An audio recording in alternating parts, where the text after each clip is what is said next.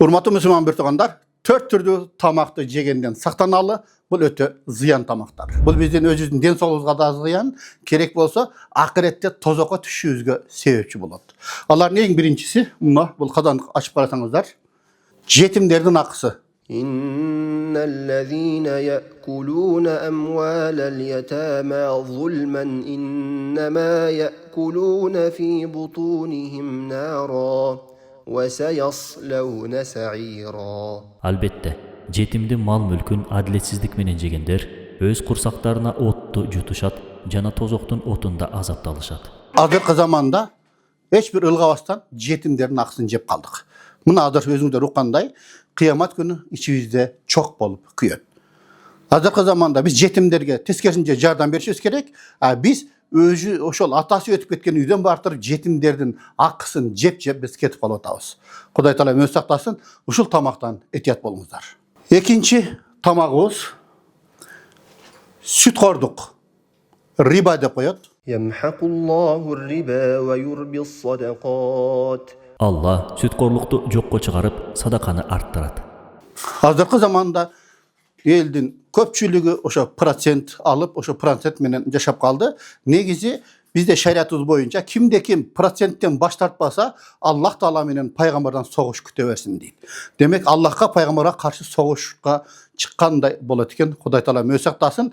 Рибаны берген адамдан алгадан да күнөөкөр болот. Наркы дүйнөдө пайгамбардын да бир хадисинде келет. Bir kişini gördüm deyip kanından olan denizde süzüp yürüyen eken deyip oşol denizden çıkayın dese perişler oğzuna taştan salıp hayrat tutup koyat eken deyip. Al kim eken dese riba menen, sütkorluk menen can bakkan adam eken deyip. Kuday saktasın. Bizden üçüncü tamağımız elderdin akısın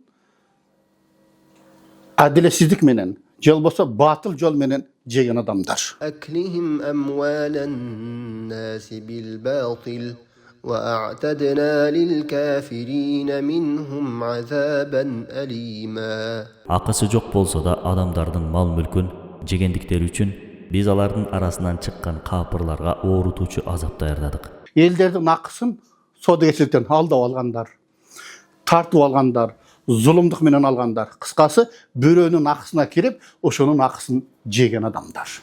Kuday Taala mөз сактасын, ошол нерседен да биз алыс бололу. Андан кийин акыркысын мен ошол бетин ачык эле койдум.